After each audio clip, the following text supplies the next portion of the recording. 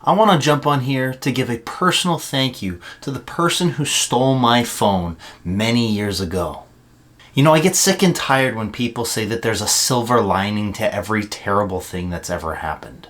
But how many people actually stop and take the time to recognize the silver lining when it does actually occur? This is the story of how I not only got my phone stolen, but also how it would later go on to become one of the best things that has ever happened to me. I hate you though. You're too distracting. You know, it's crazy to think. It's crazy. It's crazy to me. It's been at least 6 years. It's been at least 6 years or more. Whenever I tell this story to people, I say it's at least 6 years. But the way that it went down was I was going to school, and I'll be completely honest with you, I was hating my life. I was not into it. I was not going to school with what I wanted to go. Oh, that's the P timer. I was not going to school with... What is with all the beepers? I was not going to school with what I actually wanted to do and pursue in life, like making YouTube videos and writing. Those are the things that I want to do and spend all of my time with. But I was doing HVAC, okay?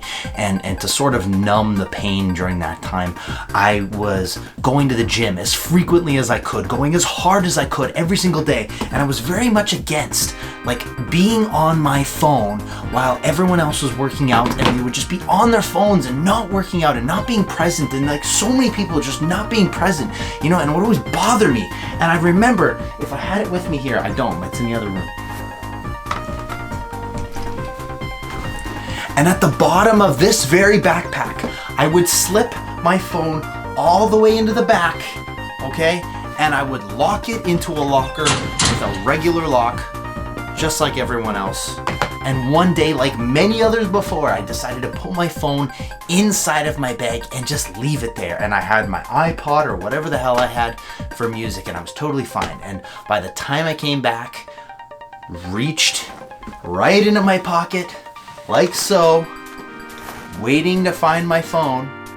But I missed one crucial detail of this story. When I came back to my locker, my lock was completely missing. It had completely vanished, as if somebody either bolt cut it or they figured out how to pick it or something like this. And so my phone was missing. I immediately went into a panic mode, and I had this sensation of a mini heart attack. You know, like those feelings when you've lost something or you've misplaced something, you get that mini heart attack. Worst feeling. I don't recommend it to anybody. Not a great feeling.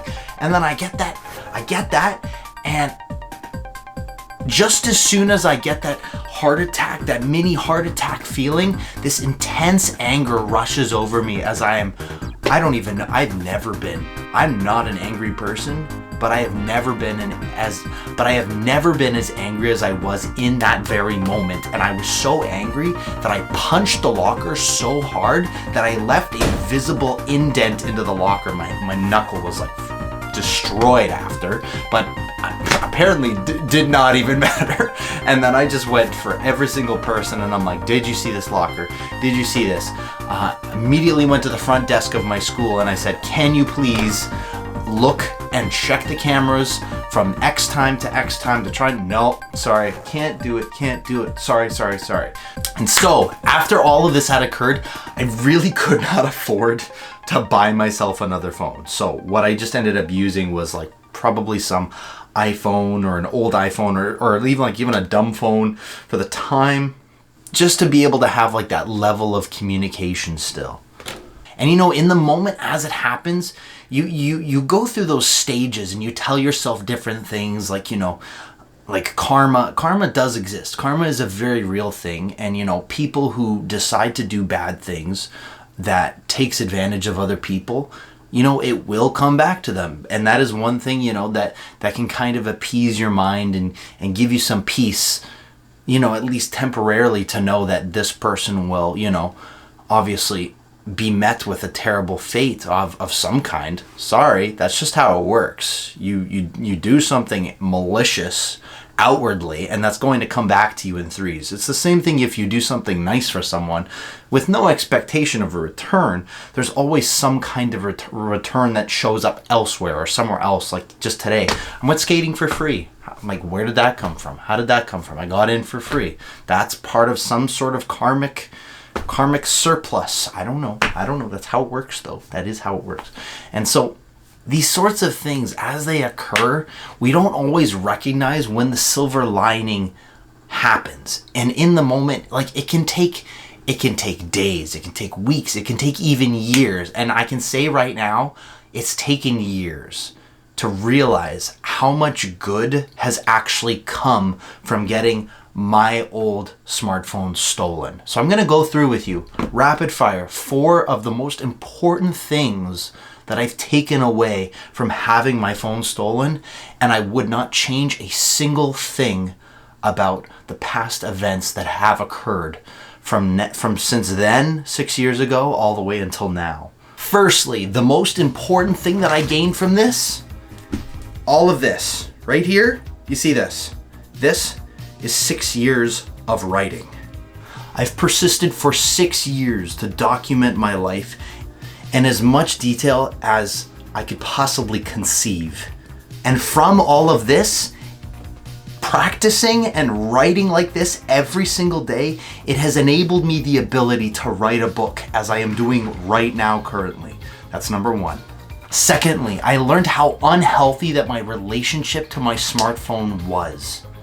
Hours of everyday time just completely lost, as I was just being taken advantage of without even realizing it, just as much as you are. Every time you go on Instagram, every time you go on TikTok, it's like you're giving up your time. Your time is your most valuable resource, and we're just actively giving it up. And I mean, it's unfortunate to say that I had to have my phone stolen in order for me to realize that it was actually a problem. But I mean, I hope at least in me talking about it in this kind of a video sort of gives you that perspective and gives you like that consciousness of, you know, like, we're wasting our most valuable resource, and people are taking advantage of you. People are taking advantage of you right now. I mean, in a way you could say that I'm taking advantage of you because I'm taking away your time, but hopefully I'm providing you back with enough value of something that, you know, can hopefully help you in some way, or bring you to a level of consciousness and understanding where you can like change or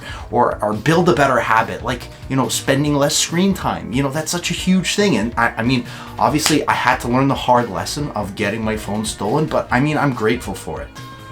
Thirdly, in all of that, becoming conscious and as aware as humanly possible, I've been able to sort of stop myself from being distracted, or at least be aware of the things that are trying to distract me. Obviously a smartphone is one of them, but obviously there are many other things that are just, you know, prying at your time to feed you and distract you from, you know, reaching your ultimate goals, obviously. And you know, when you can sort of notice more things and you have more of a conscious awareness to things, you can be more open and more receptive to when good things present themselves and opportunities show up for you, you know, because there's lots of opportunities that will present themselves to you, but how many people are, you know, aware that they can accept these great offers or these great things that ultimately are designed and are for you? They are for you to receive, you know, but you have to be open, you have to be conscious, and you have to be aware. So, you know, in this third thing, I've really developed a huge level of consciousness to things, signs. Synchronicity is a very big part of it. Read Carl Jung, look all into it. It's very interesting stuff. But synchronicity and being aware of all these little things, very crucially important. Okay, so just be conscious and be aware to the opportunities as they present themselves, because they are out there, but you have to practice that level of consciousness with yourself. And through all of this, I learned that. Fourth and lastly, I came up with a business idea relating to all of this, you know, and the smartphone and all of this stuff. And of course, an idea is really worthless on its own. And it's really all about taking that action and the, you know, massive steps to create the thing. But honestly, who knows? Because the future is not written. And I have a personal stake in this, having my stuff stolen. And I would find it incredible becoming a millionaire from a single idea, and all because some guy stole my smartphone.